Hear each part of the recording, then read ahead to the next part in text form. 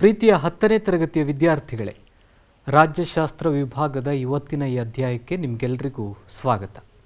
ಮಕ್ಕಳೇ, ರಾಜ್ಯಶಾಸ್ತ್ರ ವಿಭಾಗದ 5ನೇ ಅಧ್ಯಾಯ ಜಾಗತಿಕ ಸಂಸ್ಥೆಗಳು. ಈ ಅಧ್ಯಾಯದ ಮೊದಲನೇ ಭಾಗದಲ್ಲಿ ನೀವು ವಿಶ್ವಸಂಸ್ಥೆಯ ಸ್ಥಾಪನೆ ಬಗ್ಗೆ ನೋಡಿದ್ರಿ. ವಿಶ್ವಸಂಸ್ಥೆ ಯಾವಾಗ ಸ್ಥಾಪನೆ ಆಯಿತು, ಅದರ ಉದ್ದೇಶಗಳೇನು, ವಿಶ್ವಸಂಸ್ಥೆಯ ಪ್ರಮುಖ ಅಂಗಸಂಸ್ಥೆಗಳ ಬಗ್ಗೆ ತಿಳಿದುಕೊಂಡಿದ್ದೀರಿ ಅಲ್ವಾ? ಈ ವಿಚಾರಗಳಿಗೆ ಸಂಬಂಧಪಟ್ಟಂತೆ ಕೆಲವೊಂದು ಪ್ರಶ್ನೆಗಳನ್ನು ನಾನೀಗ ನಿಮಗೆ ಕೇಳ್ತೇನೆ. ರೆಡಿ ಇದ್ದೀರಲ್ಲ? ಮೊದಲನೇ ಪ್ರಶ್ನೆ, ವಿಶ್ವಸಂಸ್ಥೆಯು ಪ್ರಾರಂಭವಾದ ವರ್ಷ ಡ್ಯಾಶ್. ವಿಶ್ವಸಂಸ್ಥೆ ಯಾವಾಗ ಪ್ರಾರಂಭವಾಯಿತು ಅಂತ ನೀವು ಹೇಳಬೇಕು. ವಿಶ್ವಸಂಸ್ಥೆ ಎಷ್ಟರಲ್ಲಿ? 1945 ಸರಿಯಾದ ಉತ್ತರ. ಎರಡನೇ ಪ್ರಶ್ನೆ ಬಂತು, ವಿಶ್ವಸಂಸ್ಥೆಯ ಮುಖ್ಯ ಕಚೇರಿ ಡ್ಯಾಶ್ ನಗರದಲ್ಲಿದೆ. ಯಾವ ನಗರದಲ್ಲಿದೆ ಮುಖ್ಯ ಕಚೇರಿ? ಯೋಚನೆ ಮಾಡಿ. ಹೌದು, ನ್ಯೂಯಾರ್ಕ್ ನಗರದಲ್ಲಿದೆ. ಅಮೇರಿಕಾದ ನ್ಯೂಯಾರ್ಕ್ ನಗರದಲ್ಲಿ ನಾವು ವಿಶ್ವಸಂಸ್ಥೆಯ ಮುಖ್ಯ ಕಚೇರಿಯನ್ನು ನೋಡಬಹುದು ಅಲ್ವಾ? ಇನ್ನು ಮೂರನೇ ಪ್ರಶ್ನೆ, ವಿಶ್ವಸಂಸ್ಥೆಯ ಸಚಿವ ಸಂಪುಟ ಎನ್ನುವ ಮಾದರಿಯಲ್ಲಿರುವ ಅಂಗಸಂಸ್ಥೆ ಯಾವುದು? ಯೋಚನೆ ಮಾಡಿ. ವಿಶ್ವಸಂಸ್ಥೆಯ ಸಚಿವ ಸಂಪುಟ ಎನ್ನುವಂತಹ ಮಾದರಿಯಲ್ಲಿರುವಂಥ ಅಂಗಸಂಸ್ಥೆ ಭದ್ರತಾ ಸಮಿತಿ ಅಲ್ವಾ ಮಕ್ಕಳೇ? ಇನ್ನು ನಾಲ್ಕನೇ ಪ್ರಶ್ನೆ, ಅಂತಾರಾಷ್ಟ್ರೀಯ ನ್ಯಾಯಾಲಯವು ಡ್ಯಾಶ್ ಎಂಬಲ್ಲಿ ಇದೆ. ಎಲ್ಲಿದೆ ಅಂತಾರಾಷ್ಟ್ರೀಯ ನ್ಯಾಯಾಲಯ? ಅದು ನೆದರ್ಲ್ಯಾಂಡ್ನ ಹೇಗ್ ಎನ್ನುವಂಥ ನಗರದಲ್ಲಿ ನಾವು ಅಂತಾರಾಷ್ಟ್ರೀಯ ನ್ಯಾಯಾಲಯದ ಕೇಂದ್ರ ಕಚೇರಿಯನ್ನು ನೋಡ್ತೀವಿ. ಐದನೇ ಪ್ರಶ್ನೆ ನೋಡಿ ಮಕ್ಕಳೇ, ಅಂತಾರಾಷ್ಟ್ರೀಯ ನ್ಯಾಯಾಲಯದ ನ್ಯಾಯಾಧೀಶರ ಅವಧಿ ಡ್ಯಾಶ್ ವರ್ಷಗಳು. ಎಷ್ಟು ವರ್ಷಗಳು? 9 ವರ್ಷಗಳು. ಅಂತಾರಾಷ್ಟ್ರೀಯ ನ್ಯಾಯಾಲಯದಲ್ಲಿ ಕಾರ್ಯನಿರ್ವಹಿಸುವಂಥ ನ್ಯಾಯಾಧೀಶರ ಒಟ್ಟು ಅವಧಿ 9 ವರ್ಷಗಳು ಅಲ್ವ ಮಕ್ಕಳೇ? ಈ ಎಲ್ಲ ವಿಚಾರಗಳ ಬಗ್ಗೆ ನೀವು ಜಾಗತಿಕ ಸಂಸ್ಥೆಗಳು ಅಧ್ಯಾಯದ ಮೊದಲನೇ ಭಾಗದಲ್ಲಿ ತಿಳಿದುಕೊಂಡಿದ್ದೀರಿ. ಇವತ್ತು ನಾವು ತಿಳಿಯಬೇಕಾದಂತಹ ಅಂಶಗಳು ಅಂದರೆ ವಿಶ್ವಸಂಸ್ಥೆಯ ಸಾಧನೆಗಳೇನು, ಪ್ರಾದೇಶಿಕ ಸಹಕಾರದ ಬಗ್ಗೆ ತಿಳಿದುಕೋತೀರಿ. ವಿಶ್ವಸಂಸ್ಥೆಯ ಸಾಧನೆಗಳು ಅಂದರೆ ವಿಶ್ವಸಂಸ್ಥೆ ಆರಂಭವಾದ ನಂತರ ಏನೆಲ್ಲ ಕೆಲಸ ಕಾರ್ಯಗಳನ್ನು ವಿಶ್ವಸಂಸ್ಥೆ ಮಾಡ್ತು ಅನ್ನೋದನ್ನು ನಾವೆಲ್ಲ ಅಧ್ಯಯನ ಮಾಡ್ತೀವಿ. ವಿಶ್ವಸಂಸ್ಥೆಯ ಸಾಧನೆಗಳನ್ನು ನಾವು ಮುಖ್ಯವಾಗಿ 3 ಅಂಶಗಳಾಗಿ, ವಿಶ್ವಸಂಸ್ಥೆಯ ಸಾಧನೆಗಳನ್ನು 3 ಭಾಗಗಳಾಗಿ ನಾವು ವಿಂಗಡಿಸ್ತೀವಿ ಮಕ್ಕಳೇ. ಮೊದಲನೇದು ಶಾಂತಿ ಸ್ಥಾಪನೆಯ ಕಾರ್ಯಗಳು, ಎರಡನೇದು ಆರ್ಥಿಕ ಹಾಗೂ ಹಣಕಾಸಿನ ಸಾಧನೆಗಳು, ಮೂರನೇದು ಸಾಮಾಜಿಕ ಸಾಧನೆಗಳು. ವಿಶ್ವಸಂಸ್ಥೆಯ ಮೊದಲನೆಯ ಸಾಧನೆಗಳನ್ನು ನಾವು ನೋಡೋದಾದರೆ ಶಾಂತಿ ಸ್ಥಾಪನೆಯ ಕಾರ್ಯಗಳು. ನಿಮ್ಗೆ ಗೊತ್ತಿರ್ಬೋದು ಮಕ್ಕಳೇ, ಪ್ರಪಂಚದಲ್ಲಿ ಇವತ್ತು ಅನೇಕ ರಾಜಕೀಯ ಸಂಘರ್ಷಗಳು ನಡೀತಾ ಇವೆ. ಈ ರಾಜಕೀಯ ಸಂಘರ್ಷಗಳನ್ನು ನಿವಾರಿಸುವ ನಿಟ್ಟಿನಲ್ಲಿ ವಿಶ್ವಸಂಸ್ಥೆಯ ಪಾತ್ರ ಅತಿ ಮುಖ್ಯವಾದಂಥದ್ದು. ಆದರೆ ಕೆಲವೊಂದು ಸಂದರ್ಭದಲ್ಲಿ ಶಾಂತಿ ಸ್ಥಾಪನೆಯ ಕಾರ್ಯದಲ್ಲಿ ವಿಶ್ವಸಂಸ್ಥೆಗೆ ಹಿನ್ನಡೆ ಆಗಿತ್ತು ಅಂತ ಹೇಳ್ಬೋದು. ಯಾಕೆಂದರೆ ಭದ್ರತಾ ಸಮಿತಿಯಲ್ಲಿರುವಂಥ ಕಾಯಂ ಸದಸ್ಯರು ವಿಶ್ವಸಂಸ್ಥೆ ಕೈಗೊಳ್ಳುವ ನಿರ್ಧಾರಕ್ಕೆ ಅವರು ಬೆಂಬಲ ನೀಡೋದಿಲ್ಲ. ಜಾಗತಿಕ ವಿದ್ಯಮಾನಗಳ ಸಂಕೀರ್ಣತೆಯಿಂದಾಗಿ, ಅಂದರೆ ಕೆಲವೊಂದು ಜಗತ್ತಿನಲ್ಲಿ ನಡೆಯುವಂಥ ಸಮಸ್ಯೆಗಳೇನಿದೆ ಅವುಗಳನ್ನು ಬಗೆಹರಿಸುವುದಕ್ಕೆ ವಿಶ್ವಸಂಸ್ಥೆಗೆ ತುಂಬ ಕಷ್ಟ ಆಗುತ್ತೆ.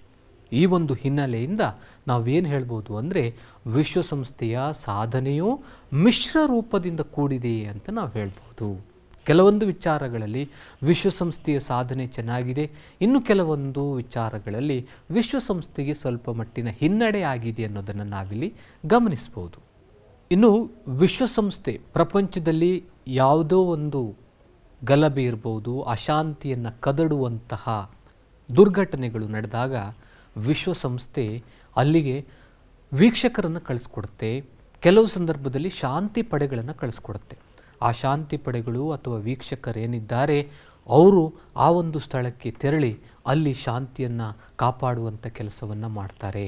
ಅಷ್ಟೇ ಅಲ್ಲದೆ 1945ರಲ್ಲಿ ವಿಶ್ವಸಂಸ್ಥೆ ಸ್ಥಾಪನೆ ಆದಾಗ ನಮ್ಮ ಭಾರತ ವಿಶ್ವಸಂಸ್ಥೆಯ ಆರಂಭದ ಸದಸ್ಯರಲ್ಲೂ ಸಹ ನಮ್ಮ ಭಾರತ ಒಂದಾಗಿತ್ತು ಅಲ್ವಾ? ಆರಂಭದ ಸದಸ್ಯ ರಾಷ್ಟ್ರಗಳಲ್ಲಿ ಭಾರತವೂ ಕೂಡ ಒಂದಾಗಿತ್ತು. ವಿಶ್ವಸಂಸ್ಥೆಯ ಎಲ್ಲ ಕಾರ್ಯಾಚರಣೆಗೆ ಸಂಬಂಧಪಟ್ಟಂತೆ, ವಿಶ್ವಸಂಸ್ಥೆಯ ಎಲ್ಲ ಕಾರ್ಯಚಟುವಟಿಕೆಗಳಿಗೆ ಭಾರತ ತನ್ನ ಸಂಪೂರ್ಣವಾದಂಥ ಬೆಂಬಲವನ್ನು ನೀಡ್ತಾ ಇದೆ. ಅದು ವಿಶ್ವ ಶಾಂತಿಯನ್ನು ಕಾಪಾಡೋದಿರ್ಬೋದು, ಮಾನವ ಹಕ್ಕುಗಳ ರಕ್ಷಣೆಯ ವಿಚಾರದಲ್ಲಿರ್ಬೋದು, ಭಾರತ ದೇಶ ವಿಶ್ವಸಂಸ್ಥೆಗೆ ಸಂಪೂರ್ಣವಾದಂಥ ಸಹಕಾರವನ್ನು ನೀಡಿದೆ. ಇನ್ನು ವಿಶ್ವಸಂಸ್ಥೆ ಪ್ರಪಂಚದಲ್ಲಿ ನಡೆಯುವಂಥ ಅನೇಕ ಅಶಾಂತಿಯ ಘಟನೆಗಳಿಗೆ, ಅನೇಕ ಬಿಕ್ಕಟ್ಟುಗಳಿಗೆ ಪರಿಹಾರವನ್ನು ಒದಗಿಸಿದೆ. ಸೂಯೆಜ್ ಕಾಲುವೆ ಬಿಕ್ಕಟ್ಟಿರ್ಬೋದು, ಇರಾನ್ ಸಂಘರ್ಷ ಇರ್ಬೋದು, ಇಂಡೋನೇಷ್ಯಾದ ಸಮಸ್ಯೆ ಇರ್ಬೋದು, ಕಾಶ್ಮೀರದ ಸಮಸ್ಯೆ ಇರ್ಬೋದು, Palestine, Korea, Hungary, Congo, Cyprus, Arab Israel, Namibia, Afghanistan ಇತ್ಯಾದಿ ದೇಶಗಳಲ್ಲಿ ನಡೆದಂತಹ ಅಶಾಂತಿಯ ವಾತಾವರಣವನ್ನು ತಿಳಿಗೊಳಿಸುವಲ್ಲಿ ವಿಶ್ವಸಂಸ್ಥೆ ಸಾಕಷ್ಟು ಪ್ರಯತ್ನವನ್ನು ಪಟ್ಟಿದೆ. ಒಂದು ವೇಳೆ ವಿಶ್ವಸಂಸ್ಥೆ ಇಲ್ಲದೆ ಹೋಗಿದ್ದಲ್ಲಿ ಈ ಸಮಸ್ಯೆಗಳು ಉಲ್ಬಣಗೊಂಡು ಮೂರನೇ ಮಹಾಯುದ್ಧ ಆಗುವಂಥ ಸಂಭವವಿತ್ತು. ವಿಶ್ವಸಂಸ್ಥೆ ಈ ಎಲ್ಲ ಸಮಸ್ಯೆಗಳನ್ನು ಬಗೆಹರಿಸುವ ನಿಟ್ಟಿನಲ್ಲಿ ಯಶಸ್ಸನ್ನು ಕಂಡಿದ್ದನ್ನು ನಾವಿಲ್ಲಿ ಕಾಣ್ತೀವಿ. ಜಾಗತಿಕ ಯುಗದಲ್ಲಿ, ಆಧುನಿಕ ಯುಗದಲ್ಲಿ ಅಣ್ವಸ್ತ್ರಗಳು ಹೆಚ್ಚಿನ ಪ್ರಮಾಣದಲ್ಲಿ ಉತ್ಪತ್ತಿ ಆಗ್ತಾ ಇವೆ. ಅಣ್ವಸ್ತ್ರಗಳನ್ನು ತಗ್ಗಿಸುವ ನಿಟ್ಟಿನಲ್ಲಿ, ನಿಶಸ್ತ್ರೀಕರಣದ ನಿಟ್ಟಿನಲ್ಲಿ ವಿಶ್ವಸಂಸ್ಥೆ ಪ್ರತಿನಿತ್ಯ ಪ್ರಯತ್ನವನ್ನು ಮಾಡ್ತಾನೇ ಇದೆ. ಅಣ್ವಸ್ತ್ರಗಳು ವಿನಾಶಕಾರಿಯಾದಂಥವುಗಳು. ಪ್ರಪಂಚದಲ್ಲಿ ಅಶಾಂತಿಯನ್ನು ಉಂಟು ಮಾಡುವಲ್ಲಿ, ಸಂಘರ್ಷವನ್ನು ಉಂಟು ಮಾಡುವಲ್ಲಿ ಅಣ್ವಸ್ತ್ರಗಳು ಪ್ರಮುಖ ಪಾತ್ರವನ್ನು ವಹಿಸುತ್ತವೆ. ಹೀಗಾಗಿ ವಿಶ್ವಸಂಸ್ಥೆ ಅಣ್ವಸ್ತ್ರಗಳನ್ನು ತಗ್ಗಿಸುವ ವಿಚಾರದಲ್ಲಿ ಕ್ರಮಗಳನ್ನು ಕೈಗೊಂಡಿದೆ. ಅಷ್ಟೇ ಅಲ್ಲದೆ ಸಾಂಪ್ರದಾಯಿಕ ನಿಶಸ್ತ್ರೀಕರಣದ ನಿಟ್ಟಿನಲ್ಲೂ ಪ್ರಮುಖ ಪಾತ್ರ ವಹಿಸ್ತಾ ಇದೆ. ನಿಶಸ್ತ್ರೀಕರಣ ಅಂದ್ರೇನು? ಶಸ್ತ್ರಾಸ್ತ್ರಗಳನ್ನು ಹಂತ ಹಂತವಾಗಿ ಇಲ್ಲವಾಗಿಸುವುದೇ ನಿಶಸ್ತ್ರೀಕರಣ. ಶೀತಲ ಸಮರ ಗೊತ್ತೇ ಇದೆ ಮಕ್ಕಳೇ. ಎರಡನೇ ಮಹಾಯುದ್ಧದ ನಂತರ ಪ್ರಪಂಚದಲ್ಲಿ ಶೀತಲ ಸಮರ ಆರಂಭ ಆಯಿತು ಅಮೇರಿಕ ಮತ್ತು ರಷ್ಯಾಗಳ ನಡುವೆ. ಆದರೆ ಶೀತಲ ಸಮರ ಈಗ ಇಲ್ಲ.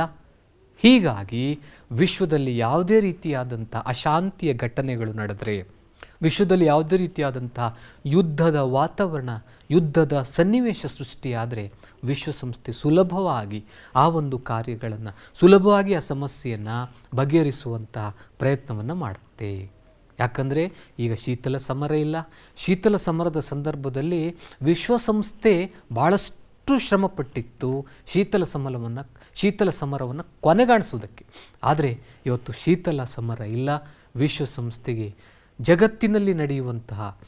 ಆದರೆ ಈಗ ಶೀತಲ ಸಮರ ಇಲ್ಲ. ಹೀಗಾಗಿ ವಿಶ್ವಸಂಸ್ಥೆಯ ಕಾರ್ಯಗಳು ಸುಗಮವಾಗಿ ಸಾಗ್ತವೆ. ವಿಶ್ವಸಂಸ್ಥೆಯ ಮತ್ತೊಂದು ಪ್ರಮುಖವಾದಂಥ ಸಾಧನೆ ಅಂದರೆ ಅದು ಆರ್ಥಿಕ ಹಾಗೂ ಹಣಕಾಸಿನ ಸಾಧನೆ.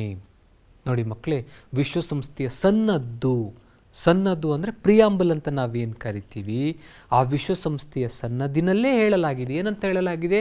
ಸಾಮಾಜಿಕ ಪ್ರಗತಿ ಹಾಗೂ ಉತ್ತಮ ಜೀವನ ಮಟ್ಟಕ್ಕೆ ಯತ್ನಿಸಬೇಕು.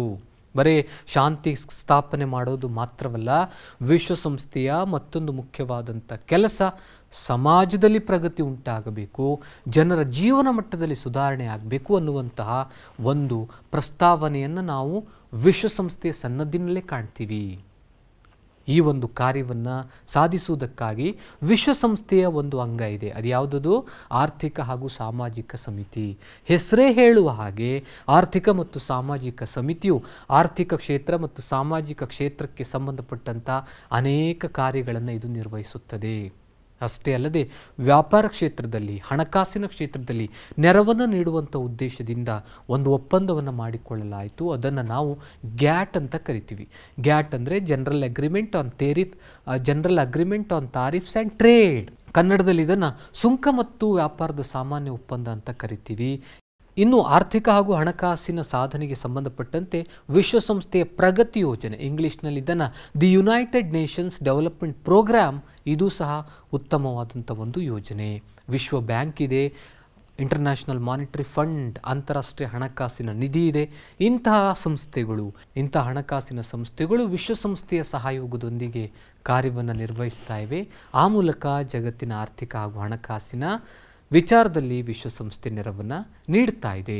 ವಿಶ್ವಸಂಸ್ಥೆಯ ಮೂರನೇ ಸಾಧನೆ ಅದು ಸಾಮಾಜಿಕ ಸಾಧನೆಗಳು. ಸಾಮಾಜಿಕ ಕ್ಷೇತ್ರದಲ್ಲೂ ಸಹ ವಿಶ್ವಸಂಸ್ಥೆ ನೆರವನ್ನು ನೀಡ್ತಾ ಇದೆ. ವರ್ಲ್ಡ್ ಹೆಲ್ತ್ ಆರ್ಗನೈಸೇಷನ್ ವಿಶ್ವ ಆರೋಗ್ಯ ಸಂಸ್ಥೆ, ಯುನೆಸ್ಕೋ, ಯುನಿಸೆಫ್, ವಿಶ್ವ ನಿರಾಶ್ರಿತರ ಆಯೋಗಗಳು ಸಹ ಸಾಮಾಜಿಕ ಕ್ಷೇತ್ರಗಳಲ್ಲಿ ಕಾರ್ಯನಿರ್ವಹಿಸುವುದಕ್ಕೆ ವಿಶ್ವಸಂಸ್ಥೆ ಜೊತೆ ಕಾರ್ಯವನ್ನು ನಿರ್ವಹಿಸ್ತಾ ಇದೆ. ಅಷ್ಟೇ ಅಲ್ಲದೆ ವಿಶ್ವಸಂಸ್ಥೆಯ ಸಾಮಾನ್ಯ ಸಭೆಯು ಡಿಸೆಂಬರ್ 10, 1948ರಂದು ಮಾನವ ಹಕ್ಕುಗಳಿಗೆ ಸಂಬಂಧಪಟ್ಟಂತೆ ಒಂದು ಉದ್ಘೋಷಣೆಯನ್ನು ಹೊರಡಿಸಿತು. ಅದನ್ನು ಸಾರ್ವತ್ರಿಕ ಮಾನವ ಹಕ್ಕುಗಳ ಉದ್ಘೋಷಣೆ ಅಂತ ಕರಿತೀವಿ. ಸಾಮಾಜಿಕ ಸಾಧನೆಗಳ ವಿಚಾರದಲ್ಲಿ ಇದನ್ನು ಸಹ ನಾವು ಪಟ್ಟಿ ಮಾಡಬಹುದು. ಪ್ರಪಂಚದಲ್ಲಿ ಅದರಲ್ಲೂ ವಿಶೇಷವಾಗಿ ದಕ್ಷಿಣ ಆಫ್ರಿಕಾದಲ್ಲಿ ಅಸ್ತಿತ್ವದಲ್ಲಿದ್ದಂಥ ವರ್ಣಭೇದ ನೀತಿಯನ್ನು ಅಳಿಸಿ ಹಾಕುವಲ್ಲಿ ಹಾಗೂ ಸಾಮ್ರಾಜ್ಯಶಾಹಿತ್ವ, ವಸಾಹತುಶಾಹಿತ್ವ ಇತ್ಯಾದಿಗಳನ್ನು ಇಲ್ಲವಾಗಿಸುವಂಥ ಪ್ರಕ್ರಿಯೆಯಲ್ಲಿ ವಿಶ್ವಸಂಸ್ಥೆಯ ಪಾತ್ರ ಗಮನಾರ್ಹವಾದದ್ದು. ಹೀಗೆ ಸಾಮಾಜಿಕ ಸಾಧನೆಗಳಲ್ಲಿ ವರ್ಣಭೇದ ನೀತಿಯನ್ನು ಅಳಿಸಿ ಹಾಕಿದ್ದು, ಸಾಮ್ರಾಜ್ಯಶಾಹಿತ್ವವನ್ನು ಕೊನೆಗಾಣಿಸಿದ್ದು, ವಸಾಹತುಶಾಹಿತ್ವವನ್ನು ಕೊನೆಗಾಣಿಸಿದ್ದು ಹಾಗೂ ಮಾನವ ಹಕ್ಕುಗಳನ್ನು ಜಾರಿಗೊಳಿಸಿದಂಥ ವಿಚಾರಗಳನ್ನು ನಾವಿಲ್ಲಿ ನೋಡಬಹುದು. ವಿಶ್ವಸಂಸ್ಥೆಯ ಆಶ್ರಯದ ವಿವಿಧ ಸಂಘ ಸಂಸ್ಥೆಗಳು ಅಂದರೆ ವಿಶ್ವಸಂಸ್ಥೆಗೆ ನೆರವನ್ನು ನೀಡುವುದಕ್ಕೆ ಅನೇಕ ಆಶ್ರಯದ ಸಂಘ ಸಂಸ್ಥೆಗಳನ್ನು ನಾವಿಲ್ಲಿ ಕಾಣ್ಬೋದು. FAO food and agricultural organisation, ಆಹಾರ ಮತ್ತು ಕೃಷಿ ಸಂಸ್ಥೆ, ಆಹಾರ ಮತ್ತು ಕೃಷಿಗೆ ಸಂಬಂಧಪಟ್ಟಂತಹ ನೆರವನ್ನು ಇದು ನೀಡುತ್ತೆ. ವಿಶ್ವ ಆರೋಗ್ಯ ಸಂಸ್ಥೆ WHO ಅಥವಾ ವರ್ಲ್ಡ್ ಹೆಲ್ತ್ ಆರ್ಗನೈಸೇಷನ್ ಅಂತ ಕರಿತೀವಿ. ಪ್ರಪಂಚದಲ್ಲಿರುವಂತಹ ಜನರ ಆರೋಗ್ಯವನ್ನು ಕಾಪಾಡುವಲ್ಲಿ ಇದು ಪ್ರಮುಖ ಪಾತ್ರವನ್ನು ವಹಿಸುತ್ತದೆ. ಇನ್ನೊಂದು UNESCO, United Nations Educational Scientific and Cultural Organisation, ಶೈಕ್ಷಣಿಕ, ವೈಜ್ಞಾನಿಕ ಮತ್ತು ಸಾಂಸ್ಕೃತಿಕ ವಿಚಾರಗಳಿಗೆ ಸಂಬಂಧಪಟ್ಟಂತೆ ಇದು ನೆರವನ್ನು ನೀಡುತ್ತೆ. ಇನ್ನೊಂದು UNICEF, United Nations international emergency fund ಅಂತ ನಾವು ಕರಿತೀವಿ. ಮಕ್ಕಳು ಮತ್ತು ಮಹಿಳೆಯರ ಯೋಗಕ್ಷೇಮಕ್ಕೆ ಸಂಬಂಧಪಟ್ಟಂತೆ ಯುನಿಸೆಫ್ ಕಾರ್ಯವನ್ನು ನಿರ್ವಹಿಸುತ್ತದೆ. ಹಣಕಾಸಿನ ವಿಚಾರಕ್ಕೆ ಸಂಬಂಧಪಟ್ಟಂತೆ IMF ಅಥವಾ ಇಂಟರ್ನ್ಯಾಷನಲ್ ಮಾನಿಟರಿ ಫಂಡ್ ಕಾರ್ಯನಿರ್ವಹಿಸುತ್ತದೆ. IBRD international bank for reconstruction and development, ಇದನ್ನು ನಾವು ವಿಶ್ವ ಬ್ಯಾಂಕು ಅಂತ ಕರಿತೀವಿ. ಅಂತಾರಾಷ್ಟ್ರೀಯ ಕಾರ್ಮಿಕ ಸಂಘ ಕಾರ್ಮಿಕರ ಯೋಗಕ್ಷೇಮವನ್ನು ವಿಚಾರಿಸುವುದಕ್ಕಾಗಿ ಇರುವಂಥ ಸಂಸ್ಥೆ. ವಿಶ್ವಸಂಸ್ಥೆಯ ವ್ಯಾಪಾರ ಮತ್ತು ವಾಣಿಜ್ಯ ಪ್ರಗತಿ ಸಮಿತಿ, ವಿಶ್ವ ವ್ಯಾಪಾರ ಸಂಘ ಅಥವಾ ವರ್ಲ್ಡ್ ಟ್ರೇಡ್ ಆರ್ಗನೈಸೇಷನ್, ಎಲ್ಲ ಸಂಸ್ಥೆಗಳು ವಿಶ್ವಸಂಸ್ಥೆಯೊಂದಿಗೆ ವಿಶ್ವಸಂಸ್ಥೆಯ ಅನೇಕ ಕಾರ್ಯಗಳಲ್ಲಿ ಎಲ್ಲ ಸಂಸ್ಥೆಗಳು ನೆರವನ್ನು ನೀಡುತ್ತವೆ. ಇನ್ನು ಪ್ರಾದೇಶಿಕ ಸಹಕಾರದ ವಿಚಾರಕ್ಕೆ ಬಂದಾಗ 5 ಪ್ರಮುಖವಾದಂಥ ಸಂಘಗಳನ್ನು ನಾವಿಲ್ಲಿ ಕಾಣ್ತೀವಿ. ಪ್ರಪಂಚದ ಬೇರೆ ಬೇರೆ ದೇಶಗಳು ತಮ್ಮದೇ ಆದಂತಹ ಸಂಘವನ್ನು ಕಟ್ಟಿಕೊಂಡು ಆ ಮೂಲಕ ವಿಶ್ವಸಂಸ್ಥೆಗೆ ನೆರವನ್ನು ನೀಡುತ್ತವೆ. ಆ ಮೂಲಕ ಜಗತ್ತಿನಲ್ಲಿ ಶಾಂತಿಯನ್ನು ಸ್ಥಾಪಿಸುವುದಕ್ಕೆ ಪ್ರಯತ್ನ ಪಡ್ತಾ ಇವೆ. ಅವುಗಳಲ್ಲಿ ಕಾಮನ್ವೆಲ್ತ್ ರಾಷ್ಟ್ರ ಸಂಘ, SAARC, European Union, ASEAN, the organisation of African Unity. ಮೊದಲನೇದು ಕಾಮನ್ವೆಲ್ತ್ ರಾಷ್ಟ್ರ ಸಂಘ. ಇದನ್ನು ಹಿಂದೆ ಬ್ರಿಟಿಷ್ ಕಾಮನ್ವೆಲ್ತ್ ಆಫ್ ನೇಷನ್ ಅಂತ ಕರೀತಾ ಇದ್ರು. ಆ ಮೂಲಕ ಬ್ರಿಟಿಷ್ ಅನ್ನುವಂಥ ಶಬ್ದವನ್ನು ತೆಗೆದುಹಾಕಿದ್ರು. ಈಗ ಇದನ್ನು ಬರೇ ಕಾಮನ್ವೆಲ್ತ್ ಆಫ್ ನೇಷನ್ಸ್, ಕನ್ನಡದಲ್ಲಿ ಕಾಮನ್ವೆಲ್ತ್ ರಾಷ್ಟ್ರ ಸಂಘ ಅಂತ ಕರೀತಾರೆ. ಇದು ಆರಂಭಗೊಂಡಿದ್ದು 1926ರಲ್ಲಿ. ಆದರೆ ಭಾರತ ಸ್ವಾತಂತ್ರ್ಯ ಗಳಿಸಿದಂಥ ಸಂದರ್ಭದಲ್ಲಿ ಇದರ ಸದಸ್ಯತ್ವವನ್ನು ಸ್ವಇಚ್ಛೆಯಿಂದ ಯಾವುದೇ ರೀತಿಯಾದಂತಹ ಕಂಡೀಷನ್ಸ್ ಅಥವಾ ನಿರ್ಬಂಧಗಳಿಲ್ಲದೆ ಭಾರತ ಇದರ ಸದಸ್ಯತ್ವವನ್ನು ಪಡೆದುಕೊಳ್ತು. ಯಾಕಂದರೆ ಬ್ರಿಟಿಷರು ನಮ್ಮ ದೇಶವನ್ನು ಆಳಿದರು. ನಮ್ಮ ದೇಶವನ್ನು ಆಳಿದಂಥ ಬ್ರಿಟಿಷರಿಗೆ ಗೌರವ ಸೂಚಿಸುವ ಸಲುವಾಗಿ ಇವತ್ತೂ ಸಹ ಭಾರತ ಕಾಮನ್ವೆಲ್ತ್ ರಾಷ್ಟ್ರ ಸಂಘದ ಸದಸ್ಯತ್ವವನ್ನು ಹೊಂದಿದೆ. ಅನೇಕ ರಾಷ್ಟ್ರಗಳು ಇದರ ಸದಸ್ಯತ್ವವನ್ನು ಹೊಂದಿದೆ. ಕಾಮನ್ವೆಲ್ತ್ ರಾಷ್ಟ್ರ ಸಂಘದಲ್ಲಿ ಇವತ್ತು ಒಟ್ಟು 54 ಸದಸ್ಯ ರಾಷ್ಟ್ರಗಳಿವೆ. ಈ ಕಾಮನ್ವೆಲ್ತ್ ರಾಷ್ಟ್ರ ಸಂಘದ ಹಿರಿತನ, ಕಾಮನ್ವೆಲ್ತ್ ರಾಷ್ಟ್ರ ಸಂಘದ ನಾಯಕ ಅಂತ ನಾವು ಬ್ರಿಟನ್ ಅಥವಾ ಇಂಗ್ಲೆಂಡನ್ನು ಕರಿತೀವಿ. ಯಾಕಂದರೆ ಸಾಂಕೇತಿಕವಾಗಿ ಬ್ರಿಟನ್ ದೊರೆಯ ಹಿರಿತನ ಇದಕ್ಕೆ ಇದೆ. ಲಂಡನ್ನಲ್ಲಿ ಇದರ ಕೇಂದ್ರ ಕಚೇರಿ ಇದೆ. ಇದರ ಕಾರ್ಯಕಲಾಪಗಳಲ್ಲಿ ಯಾರೆಲ್ಲ ಸದಸ್ಯ ರಾಷ್ಟ್ರಗಳು, ಯಾವ ಸದಸ್ಯ ರಾಷ್ಟ್ರಗಳ ಪ್ರಧಾನಮಂತ್ರಿಗಳು, ಅಲ್ಲಿರ್ತಕ್ಕಂಥ ಹಣಕಾಸು ಸಚಿವರು, ವಿದೇಶಾಂಗ ಮಂತ್ರಿಗಳು ಈ ಒಂದು ಕಾಮನ್ವೆಲ್ತ್ ರಾಷ್ಟ್ರ ಸಂಘದ ಸಭೆಯಲ್ಲಿ ಭಾಗವಹಿಸ್ತಾರೆ. ಹಾಗಾದರೆ ಕಾಮನ್ವೆಲ್ತ್ ರಾಷ್ಟ್ರ ಸಂಘದ ಪ್ರಮುಖ ಉದ್ದೇಶಗಳು ಯಾವುವು ಅನ್ನೋದನ್ನು ನೋಡೋದಾದರೆ, ಪ್ರಜಾತಂತ್ರವನ್ನು ಎತ್ತಿ ಹಿಡಿಯೋದು, ಪ್ರಪಂಚದಲ್ಲಿ ಸ್ವಾತಂತ್ರ್ಯವನ್ನು ರಕ್ಷಣೆ ಮಾಡೋದು, ಇವತ್ತು ಜನರು ಎದುರಿಸುತ್ತಿರುವ ಬಡತನವನ್ನು ನಿರ್ಮೂಲನೆಗೊಳಿಸುವುದು, ವಿಶ್ವಶಾಂತಿಯನ್ನು ಕಾಪಾಡೋದು, ಕ್ರೀಡೆ, ವಿಜ್ಞಾನ, ಕಲೆಗೆ ಸಂಬಂಧಪಟ್ಟಂತೆ ಬೆಂಬಲವನ್ನು ನೀಡುವುದು, ಒಟ್ಟಾರೆಯಾಗಿ ಜಗತ್ತಿನ ದೇಶಗಳ ನಡುವೆ ಉತ್ತಮವಾದಂಥ ಬಾಂಧವ್ಯವನ್ನು ಬೆಳೆಸುವುದು ಕಾಮನ್ವೆಲ್ತ್ ರಾಷ್ಟ್ರ ಸಂಘದ ಮತ್ತೊಂದು ಮುಖ್ಯವಾದ ಉದ್ದೇಶ. ಇನ್ನು ಎರಡನೆಯ ಪ್ರಾದೇಶಿಕ ಸಹಕಾರ ಅದು ಸಾರ್ಕ್, ಇಂಗ್ಲೀಷ್ನಲ್ಲಿ ಸಾರ್ಕ್ ಅಂತ ಕರೀತಾರೆ. ಸಾರ್ಕ್ ಅಂದರೆ south Asian association of regional cooperation, ಕನ್ನಡದಲ್ಲಿ ದಕ್ಷಿಣ ಏಷ್ಯಾ ಪ್ರಾದೇಶಿಕ ಸಹಕಾರ ಸಂಘ ಅಂತ ಕರಿತೀವಿ. 1985ರಲ್ಲಿ ಆರಂಭ ಆಯಿತು. 8 ಸದಸ್ಯ ರಾಷ್ಟ್ರಗಳು ಸಾರ್ಕ್ನಲ್ಲಿವೆ. ಭಾರತವೂ ಕೂಡ ಒಂದು. ಭಾರತ, ಬಾಂಗ್ಲಾದೇಶ, ನೇಪಾಳ, ಶ್ರೀಲಂಕಾ, ಪಾಕಿಸ್ತಾನ, ಮಾಲ್ಡೀವ್ಸ್, ಭೂತಾನ್ ಹಾಗೂ ಅಫ್ಘಾನಿಸ್ತಾನ ಇವೆಲ್ಲವುಗಳು ಸಾರ್ಕ್ನ ಸದಸ್ಯ ರಾಷ್ಟ್ರಗಳು. ಹಾಗಾದರೆ ಸಾರ್ಕ್ನ ಉದ್ದೇಶಗಳೇನು ಅನ್ನೋದನ್ನು ನಾವು ನೋಡೋದಾದರೆ, ಪ್ರಪಂಚದಲ್ಲಿರುವ ದೇಶಗಳ ನಡುವೆ ಆರ್ಥಿಕ ಸಂಬಂಧವನ್ನು ಬೆಳೆಸುವಂತಹದ್ದು, ಸಾಮಾಜಿಕ ಅಭಿವೃದ್ಧಿ ಹಾಗೂ ಸಾಂಸ್ಕೃತಿಕ ಕ್ಷೇತ್ರದಲ್ಲಿ ಬೆಳವಣಿಗೆಯನ್ನು ಸಾಧಿಸಿ ಸಹಕಾರವನ್ನು ಪ್ರಪಂಚದ ವಿವಿಧ ದೇಶಗಳೊಂದಿಗೆ ಸಾಧಿಸುವಂಥದ್ದೇ ಸಾರ್ಕ್ನ ಮುಖ್ಯವಾದಂಥ ಉದ್ದೇಶ. ಸಾರ್ಕ್ ತನ್ನ ಗುರಿಯನ್ನು ಸಾಧಿಸುವುದಕ್ಕಾಗಿ ಅನೇಕ ಸಮಿತಿಗಳನ್ನು ಮಾಡಿಕೊಂಡಿದೆ. ಅವುಗಳನ್ನು ತಾಂತ್ರಿಕ ಸಮಿತಿಗಳು, ಕಾರ್ಯಾಚರಣೆ ಪಡೆಗಳು, ಸ್ಥಾಯಿ ಸಮಿತಿಗಳು ಅಂತ ನಾವು ನೋಡ್ತೀವಿ. ಆದರೆ ಈ ಸಾರ್ಕ್ನಲ್ಲಿರುವ ಸದಸ್ಯ ರಾಷ್ಟ್ರಗಳ ನಡುವಿನ ಪರಸ್ಪರ ಅಪನಂಬಿಕೆ, ವಿವಾದಗಳಿಂದಾಗಿ ಸಾರ್ಕ್ಗೆ ಸ್ವಲ್ಪ ಮಟ್ಟಿನ ಹಿನ್ನಡೆ ಆಗಿದೆ. ಅಂದರೆ 8 ರಾಷ್ಟ್ರಗಳ ನಡುವೆ ಅಪನಂಬಿಕೆ ಇದೆ, ರಾಷ್ಟ್ರಗಳ ನಡುವೆ ವಿವಾದಗಳಿದೆ. ಉದಾಹರಣೆಗೆ ಭಾರತವೂ ಸಹ ಸಾರ್ಕ್ನ ಸದಸ್ಯ ರಾಷ್ಟ್ರ, ಪಾಕಿಸ್ತಾನವೂ ಸಹ ಸಾರ್ಕ್ನ ಸದಸ್ಯ ರಾಷ್ಟ್ರ. ಇವೆರಡರ ನಡುವಿನ ವಿವಾದ ಏನಿದೆ ಅದು ಸಾರ್ಕ್ ಸಂಸ್ಥೆಯ ಪ್ರಗತಿಗೆ ತೊಂದರೆಯಾಗಿದೆ, ತೊಡಕಾಗಿದೆ. ಇನ್ನೊಂದು ಮುಖ್ಯವಾದಂಥ ಕಾರಣ, ಎಲ್ಲ ನಿರ್ಣಯಗಳು ಸದಸ್ಯ ರಾಷ್ಟ್ರಗಳ ಅವಿರೋಧದ ನೆಲೆಯಲ್ಲೇ ಇರಬೇಕು ಎನ್ನುವಂಥ ಸೂತ್ರ ಏನಿದೆ ಅದು ಸಾರ್ಕ್ ಸಂಸ್ಥೆಯ ಪ್ರಗತಿಗೆ ಮತ್ತೊಂದು ತೊಡಕು. ಈ ರೀತಿಯಾದಂಥ ತೊಡಕಿದ್ರೂ ಸಹ ನಿರಂತರವಾಗಿ ಕಾಲಕಾಲಕ್ಕೆ ಸಮಾವೇಶಗಳನ್ನು ನಡೆಸ್ತಾನೆ ಇರುತ್ತೆ. ಆ ಸಮಾವೇಶಗಳ ಮೂಲಕ ಶಾಂತಿಯುತವಾಗಿ ಸಮಸ್ಯೆಗೆ ಪರಿಹಾರವನ್ನು ಕಂಡುಕೊಳ್ಳುವ ಪ್ರಯತ್ನವನ್ನು ಸಾರ್ಕ್ ಮಾಡ್ತಾ ಇದೆ. ಅಷ್ಟೇ ಅಲ್ಲದೆ ವಿಜ್ಞಾನ, ತಾಂತ್ರಿಕತೆ, ಕೃಷಿ ಮುಂತಾದ ವಿಷಯಗಳ ನಡುವೆ ಸಾರ್ಕ್ನ ಸದಸ್ಯ ರಾಷ್ಟ್ರಗಳ ನಡುವೆ ವಿವಿಧ ರೀತಿಯ ಸಮಾವೇಶಗಳು, ವಿವಿಧ ರೀತಿಯ ಕಾರ್ಯಕ್ರಮಗಳು, ತರಬೇತಿ ಕಾರ್ಯಾಗಾರಗಳನ್ನು ಇದು ಜಂಟಿಯಾಗಿ ನಡೆಸ್ತಾ ಇದೆ. ಸಾರ್ಕ್ನ ಚಟುವಟಿಕೆಗಳಲ್ಲಿ ಭಾರತದ ಪಾತ್ರ ಏನಿದೆ ಅದು ಅತ್ಯಂತ ಪ್ರಮುಖವಾದಂತಹದ್ದು. ಸಾರ್ಕ್ನ ಎಲ್ಲ ಕಾರ್ಯಚಟುವಟಿಕೆಗಳಲ್ಲಿ ಭಾರತ ಸಕ್ರಿಯವಾಗಿ ಭಾಗವಹಿಸ್ತಾ ಇದೆ. ನೇಪಾಳದ ಕಠ್ಮಂಡುವಿನಲ್ಲಿ ಸಾರ್ಕ್ನ ಮುಖ್ಯ ಕಚೇರಿಯನ್ನು ನಾವು ಕಾಣ್ತೀವಿ. ಮೂರನೇದು ಯುರೋಪಿಯನ್ ಯೂನಿಯನ್. ಹೆಸರು ಯುರೋಪಿನ ದೇಶಗಳ ಒಂದು ಸಂಸ್ಥೆ. ಇದು ಯುರೋಪಿನ ದೇಶಗಳನ್ನು ಒಳಗೊಂಡಂಥ ಒಂದು ಸಂಘ. 27 ಯುರೋಪಿನ ಸದಸ್ಯ ರಾಷ್ಟ್ರಗಳನ್ನು ಇದು ಹೊಂದಿದೆ. ಇದು ಸ್ಥಾಪನೆ ಆದದ್ದು 1992ರಲ್ಲಿ ಮ್ಯಾಸ್ಟ್ರಿಚ್ ಎನ್ನುವಂತಹ ಪ್ರದೇಶದಲ್ಲಿ, ಮ್ಯಾಸ್ಟ್ರಿಚ್ ಎನ್ನುವಂಥ ನಗರದಲ್ಲಿ ಯುರೋಪಿಯನ್ ಯೂನಿಯನ್ ಒಪ್ಪಂದಕ್ಕೆ ಅನುಗುಣವಾಗಿ ಇದು ಆರಂಭವಾಯಿತು.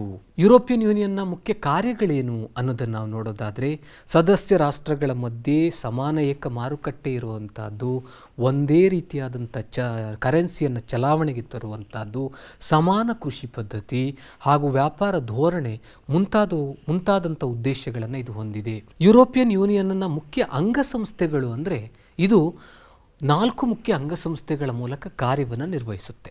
ಒಂದು ಸಮಿತಿ, ಎರಡನೇದು ಆಯೋಗ, ಮೂರನೇದು ಯುರೋಪಿನ ಸಂಸತ್ತು, ನಾಲ್ಕನೇದು ಯುರೋಪಿನ ನ್ಯಾಯಾಲಯ. ಯುರೋಪಿಯನ್ ಯೂನಿಯನ್ ಏನಿದೆ ಇದು ಒಂದು ಸಂಯುಕ್ತ ರಾಜ್ಯವನ್ನು ಹೋಲುವಂತಿದೆ. ಪ್ರಜಾತಂತ್ರವನ್ನು ಉಳಿಸುವ ನಿಟ್ಟಿನಲ್ಲಿ ಸಕ್ರಿಯವಾದಂಥ ಪಾತ್ರವನ್ನು ಇದು ವಹಿಸ್ತಾ ಇದೆ. ಅಷ್ಟೇ ಅಲ್ಲದೆ ಯುರೋಪಿಯನ್ ಯೂನಿಯನ್ ಹಿಂದೆ ಯುರೋಪಿಯನ್ ಎಕನಾಮಿಕ್ ಕಮ್ಯುನಿಟಿ EEC ಅಂತ ಕರಿತಾ ಇದ್ರು. ಆ ಯುರೋಪಿಯನ್ ಎಕನಾಮಿಕ್ ಕಮ್ಯುನಿಟಿಯ ವಾರಸುದಾರ ಸಂಸ್ಥೆಯಂತೆ ಇದು ಕಾರ್ಯವನ್ನು ನಿರ್ವಹಿಸ್ತಾ ಇದೆ. ನಾಲ್ಕನೇದು ಆಸಿಯಾನ್. ಆಸಿಯಾನ್ ಅಂದರೆ association of south East Asian nation, ಆಗ್ನೇಯ ಏಷ್ಯಾ ರಾಷ್ಟ್ರಗಳ ಸಂಘ. ಆಸಿಯಾನನ್ನು ಆರಂಭಿಸಿದ ರಾಷ್ಟ್ರಗಳೆಂದರೆ ಸಿಂಗಾಪುರ, ಮಲೇಷ್ಯಾ, ಇಂಡೋನೇಷ್ಯಾ, ಫಿಲಿಪೈನ್ಸ್ ಹಾಗೂ ಥಾಯ್ಲ್ಯಾಂಡ್. ಈ 5 ದೇಶಗಳು ಒಟ್ಟಾಗಿ ಆಸಿಯಾನನ್ನು ಆರಂಭಿಸಿದವು. ಇವತ್ತು ಆಸಿಯಾನ್ನಲ್ಲಿ ಒಟ್ಟು 10 ರಾಷ್ಟ್ರಗಳು ಸದಸ್ಯತ್ವವನ್ನು ಹೊಂದಿವೆ. ಆಸಿಯಾನ್ನ ಮುಖ್ಯ ಉದ್ದೇಶಗಳೇನು? ಈ 10 ಸದಸ್ಯ ರಾಷ್ಟ್ರಗಳ ಆರ್ಥಿಕ ಅಭಿವೃದ್ಧಿಗೆ ಪ್ರಯತ್ನಿಸುತ್ತದೆ, ಸಾಮಾಜಿಕ ಬೆಳವಣಿಗೆಗೆ ಯತ್ನಿಸುತ್ತದೆ, ಸಾಂಸ್ಕೃತಿಕ ಪ್ರಗತಿಯನ್ನು ಸಾಧಿಸುವುದು ಮತ್ತು ಆರ್ಥಿಕ, ಸಾಮಾಜಿಕ, ಸಾಂಸ್ಕೃತಿಕ, ತಾಂತ್ರಿಕ ಕ್ಷೇತ್ರಗಳಲ್ಲಿ, ವೈಜ್ಞಾನಿಕ ಕ್ಷೇತ್ರಗಳಲ್ಲಿ, ಆಡಳಿತಾತ್ಮಕ ಕ್ಷೇತ್ರಗಳಲ್ಲಿ ಸದಸ್ಯ ರಾಷ್ಟ್ರಗಳ ನಡುವೆ ಪರಸ್ಪರ ನೆರವನ್ನು ನೀಡುವಂಥದ್ದು. ಪ್ರತಿಯೊಂದು ಸದಸ್ಯ ರಾಷ್ಟ್ರಗಳು ಈ ವಿಚಾರದಲ್ಲಿ ಸಕ್ರಿಯವಾಗಿ ಭಾಗವಹಿಸಬೇಕು ಅನ್ನುವಂಥದ್ದೇ ಆಸಿಯಾನ್ನ ಪ್ರಮುಖ ಉದ್ದೇಶಗಳು. ಐದನೆಯ ಅಂಗಸಂಸ್ಥೆ the organisation of African unity ಅಲ್ವಾ. ಇದನ್ನು 1963ರಲ್ಲಿ ಸ್ಥಾಪನೆ ಮಾಡಲಾಯಿತು. ಹೆಸರು ಹೇಳುತ್ತೆ ನೋಡಿ, ಆಫ್ರಿಕನ್ ಯುನಿಟಿ. ಅಂದರೆ ಆಫ್ರಿಕಾದ ದೇಶಗಳ ನಡುವೆ ಒಗ್ಗಟ್ಟನ್ನು ಸಾಧಿಸುವ ಸಲುವಾಗಿ, ಆಫ್ರಿಕಾದ ದೇಶಗಳಲ್ಲಿ ಸಹಕಾರವನ್ನು ಮೂಡಿಸುವ ಸಲುವಾಗಿ the organisation of African unity 1963ರಲ್ಲಿ ಜಾರಿಗೆ ಬಂತು. ಸ್ವಾತಂತ್ರ್ಯವನ್ನು ಗಳಿಸಿದಂತಹ ಆಫ್ರಿಕನ್ ರಾಷ್ಟ್ರಗಳು ತಮ್ಮೊಳಗೆ ಹಲವಾರು ಪ್ರಾದೇಶಿಕ ಸಂಸ್ಥೆಗಳನ್ನು ರಚಿಸಿಕೊಂಡವು. ಬೇರೆ ಬೇರೆ ಪ್ರಾದೇಶಿಕ ಸಂಸ್ಥೆಗಳಿದ್ದವು. ಆದರೆ ಆ ಎಲ್ಲ ಪ್ರಾದೇಶಿಕ ಸಂಸ್ಥೆಗಳು ಒಂದೇ ಸೂರಿನ ಅಡಿಯಲ್ಲಿ ಬಂದವು. ಅದನ್ನು ನಾವು the organisation of African Unity ಅಂತ ಕರಿತೀವಿ. ಎಲ್ಲ ಸ್ವತಂತ್ರ ಆಫ್ರಿಕನ್ ರಾಷ್ಟ್ರಗಳ ಸ್ವಯಂ ನಿರ್ಧಾರದ ಹಕ್ಕನ್ನು ಈ ಸಂಸ್ಥೆ ಪ್ರತಿಪಾದಿಸುತ್ತದೆ. ಅಂದರೆ ಈ ಯುನಿಟಿ ಅಥವಾ ಈ ಸಂಘದಲ್ಲಿರುವಂತಹ ಎಲ್ಲ ಸದಸ್ಯ ರಾಷ್ಟ್ರಗಳಿಗೆ ಸ್ವಯಂ ನಿರ್ಧಾರದ ಹಕ್ಕನ್ನು ಕೊಡಬೇಕು ಅನ್ನುವಂಥ ವಿಚಾರವನ್ನು ಇದು ಪ್ರತಿಪಾದಿಸುತ್ತದೆ. ಅಷ್ಟೇ ಅಲ್ಲದೆ ಸದಸ್ಯ ರಾಷ್ಟ್ರಗಳ ನಡುವೆ, ಸದಸ್ಯ ರಾಷ್ಟ್ರಗಳಲ್ಲಿ ಸ್ವಾತಂತ್ರ್ಯ, ಸಮಾನತೆ, ನ್ಯಾಯ ಹಾಗೂ ಒಗ್ಗಟ್ಟನ್ನು ಮೂಡಿಸುವುದಕ್ಕೆ ಇದು ಶ್ರಮ ಪಡ್ತಾ ಇದೆ. ನೂತನ ವಸಾಹತುಶಾಹಿತ್ವದ ವಿರುದ್ಧ ಧ್ವನಿ ಎತ್ತುವುದಕ್ಕೆ ಈ ಸಂಸ್ಥೆಯ ಸದಸ್ಯರು ಸದಾಕಾಲ ಬದ್ಧರಾಗಿರ್ತಾರೆ. ಇದರ ಸನ್ನದ್ಧಿಗೆ ಒಪ್ಪಿಗಿರೋ ಎಲ್ಲ ಆಫ್ರಿಕನ್ ರಾಷ್ಟ್ರಗಳು ಈ ಸಂಸ್ಥೆಯ ಸದಸ್ಯರಾಗಲು ಅರ್ಹರಾಗಿದ್ದಾರೆ. ಯಾವ ಆಫ್ರಿಕನ್ ರಾಷ್ಟ್ರಗಳು ಬೇಕಾದರೂ ಇದರ ಸದಸ್ಯರಾಗಬಹುದು. ಆದರೆ ಇದರ ಸನ್ನದ್ದನ್ನು ಒಪ್ಪಬೇಕಾಗತ್ತೆ. ಇದರ ಸನ್ನದ್ದಿನಲ್ಲಿರುವಂಥ ಅಂಶವನ್ನು ಒಪ್ಪಿಕೊಂಡ್ರೆ ಆಫ್ರಿಕಾದ ಯಾವುದೇ ದೇಶಗಳು ಈ ಸಂಸ್ಥೆಯ ಸದಸ್ಯರಾಗುವುದಕ್ಕೆ ಅವಕಾಶವಿದೆ. ಪ್ರಪಂಚದಲ್ಲಿ ನೂತನ ವಸಾಹತುಶಾಹಿತ್ವ ಇರಲೇಬಾರದು ಅಂತ ಆಫ್ರಿಕನ್ ಯುನಿಟಿ ಪ್ರಯತ್ನಿಸುತ್ತೆ. ವಸಾಹತುಶಾಹಿತ್ವವನ್ನು ಆರಂಭದಿಂದಲೂ ವಿರೋಧಿಸ್ತಾನೆ ಬರ್ತಾ ಇದೆ ಆರ್ಗನೈಸೇಷನ್ ಆಫ್ ಆಫ್ರಿಕನ್ ಯುನಿಟಿ. ಯಾಕಂದರೆ ಈ ಆಫ್ರಿಕಾದ ದೇಶಗಳು ಹಿಂದೆ ವಸಾಹತುಶಾಹಿತ್ವದ ಶೋಷಣೆಗೆ ಗುರಿಯಾಗಿದ್ದವು. ಈ ಒಂದು ಹಿನ್ನೆಲೆಯಿಂದ the organisation of African Unity ನೂತನ ವಸಾಹತುಶಾಹಿತ್ವವನ್ನು ವಿರೋಧಿಸುತ್ತಲೇ ಬಂದಿದೆ. ಇದು ಸದಸ್ಯ ರಾಷ್ಟ್ರಗಳ ಮುಖ್ಯಸ್ಥರ ಹಾಗೂ ಅಲ್ಲಿನ ಸರ್ಕಾರದ ಮುಖ್ಯಸ್ಥರ ಸಭೆಯನ್ನು ಕರೆಯುತ್ತೆ. ಅಷ್ಟೇ ಅಲ್ಲದೆ ಇದಕ್ಕೆ ಆದಂಥ ಸಚಿವ ಸಂಪುಟವಿದ್ದು ಆ ಮೂಲಕ ಇದು ಕಾರ್ಯವನ್ನು ನಿರ್ವಹಿಸುತ್ತದೆ. ಮಧ್ಯಸ್ಥಿಕೆ ಒಪ್ಪಂದ ಹಾಗೂ ರಾಜಿ ಪಂಚಾಯಿತಿಯಂತಹ ಸಮಿತಿಗಳಿರುತ್ತೆ. ಹೀಗೆ the organisation of African Unity 3 ಮುಖ್ಯ ಸಮಿತಿಗಳ ಮೂಲಕ ಕಾರ್ಯವನ್ನು ನಿರ್ವಹಿಸುತ್ತದೆ. ಸದಸ್ಯ ರಾಷ್ಟ್ರಗಳ ಮುಖ್ಯಸ್ಥರ ಹಾಗೂ ಅಲ್ಲಿನ ಸರ್ಕಾರದ ಮುಖ್ಯಸ್ಥರ ಸಭೆ, ಸಚಿವ ಸಂಪುಟ, ಮಧ್ಯಸ್ಥಿಕೆ ಒಪ್ಪಂದ ಹಾಗೂ ರಾಜಿ ಪಂಚಾಯಿತಿಕೆ ಎನ್ನುವಂಥ ಸಮಿತಿಗಳ ಮೂಲಕ the organisation of African Unity ಕಾರ್ಯವನ್ನು ನಿರ್ವಹಿಸುತ್ತದೆ. ಅಷ್ಟೇ ಅಲ್ಲದೆ ವಸಾಹತುಶಾಹಿತ್ವವನ್ನು ಕೊನೆಗಾಣಿಸುವಲ್ಲಿ, ವರ್ಣಭೇದ ನೀತಿಯನ್ನು ಕೊನೆಗಾಣಿಸುವಲ್ಲಿ, ಸಾಮ್ರಾಜ್ಯಶಾಹಿತ್ವವನ್ನು ಅಂತ್ಯಗಾಣಿಸುವಲ್ಲಿ ಈ ಸಂಸ್ಥೆಯ ಪಾತ್ರ ಅತಿ ಮುಖ್ಯವಾದಂಥದ್ದು. ರಾಜ್ಯಶಾಸ್ತ್ರ ವಿಭಾಗದ 5ನೇ ಅಧ್ಯಾಯ ಜಾಗತಿಕ ಸಂಸ್ಥೆಗಳು. ಈ ಅಧ್ಯಾಯದಲ್ಲಿ ಇದುವರೆಗೆ ಮಕ್ಕಳೇ ನೀವು ವಿಶ್ವಸಂಸ್ಥೆಯ ಸಾಧನೆಗಳ ಬಗ್ಗೆ ತಿಳಿದುಕೊಂಡ್ರಿ ಅಲ್ವಾ. ಪ್ರಪಂಚದಲ್ಲಿ ವಿಶ್ವಸಂಸ್ಥೆ ಶಾಂತಿಯನ್ನು ಕಾಪಾಡುವ ನಿಟ್ಟಿನಲ್ಲಿ ಪ್ರಮುಖವಾದಂಥ ಪಾತ್ರವನ್ನು ವಹಿಸ್ತಾ ಇದೆ ಅನ್ನೋದು ನಿಮ್ಗೆ ಗೊತ್ತಾಯಿತು. ಒಂದು ವೇಳೆ ವಿಶ್ವಸಂಸ್ಥೆ ಇಲ್ಲದೆ ಹೋಗಿದ್ದಿದ್ರೆ ಇವತ್ತು 3ನೇ ಮಹಾಯುದ್ಧ ನಡೀತಾ ಇತ್ತು. 1945 ಅಕ್ಟೋಬರ್ 24ರಂದು ವಿಶ್ವಸಂಸ್ಥೆ ಸ್ಥಾಪನೆಯಾಯಿತು. ಜಗತ್ತಿನಲ್ಲಿ ಶಾಂತಿ ಮತ್ತು ಸುವ್ಯವಸ್ಥೆಯನ್ನು ಕಾಪಾಡುವ ನಿಟ್ಟಿನಲ್ಲಿ. ಹೀಗಾಗಿ ವಿಶ್ವಸಂಸ್ಥೆಯ ಅತಿ ಮುಖ್ಯ ಸಾಧನೆ ಏನು ಅಂದರೆ 3ನೇ ಮಹಾಯುದ್ಧವನ್ನು ತಡೆಗಟ್ಟುವಲ್ಲಿ ಯಶಸ್ಸನ್ನು ಕಂಡಿದ್ದು. ನಿಮ್ಗೆ ಗೊತ್ತಿರ್ಬೋದು, ಪ್ರಥಮ ಮಹಾಯುದ್ಧ ನಡೆದಾಗ ರಾಷ್ಟ್ರಸಂಘ ಸ್ಥಾಪನೆ ಆಯಿತು.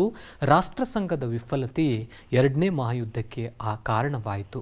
2ನೇ ಮಹಾಯುದ್ಧದ ನಂತರ ಪ್ರಪಂಚದಲ್ಲಿರುವ ಅನೇಕ ದೇಶಗಳು ಒಟ್ಟಾಗಿ ಜಗತ್ತಿನಲ್ಲಿ ಶಾಂತಿಯನ್ನು ಕಾಪಾಡುವ ನಿಟ್ಟಿನಲ್ಲಿ ವಿಶ್ವಸಂಸ್ಥೆಯನ್ನು ಸ್ಥಾಪನೆ ಮಾಡಿದರು.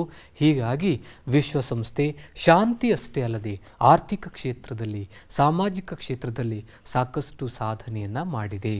ಇನ್ನು ಪ್ರಾದೇಶಿಕ ಸಹಕಾರದ ವಿಚಾರಕ್ಕೆ ಬಂದಾಗ ಕಾಮನ್ವೆಲ್ತ್ ಇರ್ಬೋದು, ಸಾರ್ಕ್ ಇರ್ಬೋದು, ಆರ್ಗನೈಸೇಷನ್ ಆಫ್ ಆಫ್ರಿಕನ್ ಯುನಿಟಿ ಇರ್ಬೋದು, ಏಷ್ಯಾನ್ ಇರ್ಬೋದು, ಈ ಎಲ್ಲ ಪ್ರಾದೇಶಿಕ ಸಹಕಾರದ ಸಂಘಗಳು ಸಹ ವಿಶ್ವಸಂಸ್ಥೆಯೊಂದಿಗೆ ಸಹಕಾರದಿಂದ ಕಾರ್ಯವನ್ನು ನಿರ್ವಹಿಸ್ತಾ ಇದೆ. ಆ ಮೂಲಕ ಜಗತ್ತಿನಲ್ಲಿ ಶಾಂತಿಯನ್ನು ಕಾಪಾಡುವಲ್ಲಿ ಇವುಗಳು ಪ್ರಮುಖ ಪಾತ್ರ ವಹಿಸ್ತಾ ಇವೆ. ಅಲ್ವಾ ಮಕ್ಕಳೇ? ಹೀಗೆ ಜಾಗತಿಕ ಸಂಸ್ಥೆಗಳು ಎನ್ನುವಂಥ ಅಧ್ಯಾಯದಲ್ಲಿ ನಾವು ವಿಶ್ವಸಂಸ್ಥೆ ಮತ್ತು ಅವುಗಳಿಗೆ ಸಂಬಂಧಪಟ್ಟಂಥ ವಿಚಾರಗಳನ್ನು ತಿಳಿದುಕೊಂಡೆವು. ಹಾಗಾದರೆ ಇವತ್ತು ನಾವು ಅಧ್ಯಯನ ಮಾಡಿದಂತಹ ವಿಚಾರಗಳಿಗೆ ಸಂಬಂಧಪಟ್ಟಂತೆ ಕೆಲವೊಂದು ಪ್ರಶ್ನೆಗಳನ್ನು ನೋಡೋಣ ಬನ್ನಿ. ಮೊದಲನೇ ಮೇನ್ ಈ ಕೆಳಗಿನ ವಾಕ್ಯಗಳಲ್ಲಿ ಖಾಲಿ ಬಿಟ್ಟಿರುವ ಸ್ಥಳಗಳನ್ನು ಸೂಕ್ತ ಉತ್ತರಗಳಿಂದ ಭರ್ತಿ ಮಾಡಿರಿ. ಮೊದಲನೇದು, ಕಾಮನ್ವೆಲ್ತ್ ರಾಷ್ಟ್ರ ಸಂಘದ ಕೇಂದ್ರ ಕಚೇರಿ ಇರುವ ಸ್ಥಳ ಡ್ಯಾಶ್. ಎರಡನೇದು, ಸಾರ್ಕ್ ಸಂಸ್ಥೆ ಸ್ಥಾಪನೆಯಾದ ವರ್ಷ ಡ್ಯಾಶ್. ಮೂರನೇದು, ಸಾರ್ಕ್ ಸಂಸ್ಥೆಯ ಪ್ರಗತಿಗೆ ತೊಡಕಾಗಿ ಪರಿಣಮಿಸಿದ ಅಂಶ ಡ್ಯಾಶ್. ನಾಲ್ಕನೇದು, ಸಾರ್ಕ್ನ ಮುಖ್ಯ ಕಚೇರಿ ಇರುವ ಸ್ಥಳ ಡ್ಯಾಶ್. ಐದನೇದು, ಯುರೋಪಿಯನ್ ಎಕನಾಮಿಕ್ ಕಮ್ಯುನಿಟಿ ಇಇಸಿಯ ವಾರಸುದಾರ ಸಂಸ್ಥೆ ಡ್ಯಾಶ್. ಎರಡನೇ ಮೇನ್ ನೋಡಿ ಮಕ್ಕಳೇ, ಈ ಕೆಳಗಿನ ಪ್ರಶ್ನೆಗಳಿಗೆ ಉತ್ತರಿಸಿ. ವಿಶ್ವಸಂಸ್ಥೆಯ ಶಾಂತಿ ಸ್ಥಾಪನೆಯ ಕಾರ್ಯಗಳು ಯಾವುವು? ಎರಡನೇ ಪ್ರಶ್ನೆ, ಜಾಗತಿಕ ಹಂತದಲ್ಲಿ ಶಾಂತಿ ಸ್ಥಾಪನೆ ಮಾಡುವಲ್ಲಿ ವಿಶ್ವಸಂಸ್ಥೆಯ ಪಾತ್ರ ಮಹತ್ತರವಾಗಿದೆ. ಈ ಹೇಳಿಕೆಯನ್ನು ಸಮರ್ಥಿಸಿ. ಮೂರನೇದು, ಕಾಮನ್ವೆಲ್ತ್ ರಾಷ್ಟ್ರ ಸಂಘದ ಉದ್ದೇಶಗಳನ್ನು ಪಟ್ಟಿ ಮಾಡಿರಿ. ನಾಲ್ಕನೇದು, ಯುರೋಪಿಯನ್ ಯೂನಿಯನ್ ಸಂಸ್ಥೆಯನ್ನು ವಿವರಿಸಿ. ಐದನೇದು, ಸಾರ್ಕ್ನ ಉದ್ದೇಶಗಳನ್ನು ತಿಳಿಸಿ. ಪ್ರಶ್ನೆಗಳನ್ನು ನೋಡಿದ್ರಲ್ಲ ಮಕ್ಕಳೇ, ಈ ಪ್ರಶ್ನೆಗಳಿಗೆ ನೀವು ಉತ್ತರಿಸಬೇಕು. ಉತ್ತರಿಸಿ ಉತ್ತರಗಳನ್ನು ನಿಮ್ಮ ಶಿಕ್ಷಕರಿಗೆ ತೋರಿಸಬೇಕು. ಪ್ರೀತಿಯ ವಿದ್ಯಾರ್ಥಿಗಳೇ, ಇವತ್ತು ನಾವು ರಾಜ್ಯಶಾಸ್ತ್ರದ 5ನೇ ಅಧ್ಯಾಯ ಜಾಗತಿಕ ಸಂಸ್ಥೆಗಳು ಈ ಅಧ್ಯಾಯಕ್ಕೆ ಸಂಬಂಧಪಟ್ಟಂತೆ ಅನೇಕ ವಿಚಾರಗಳ ಬಗ್ಗೆ ತಿಳಿದುಕೊಂಡೆವು. ಇನ್ನೂ ಅನೇಕ ವಿಚಾರಗಳನ್ನು ನಿಮ್ಮ ಶಿಕ್ಷಕರು ನಿಮಗೆ ತಿಳಿಸಲಿದ್ದಾರೆ. ನಿಮಗೆಲ್ಲರಿಗೂ ಶುಭವಾಗಲಿ. ನಮಸ್ಕಾರ.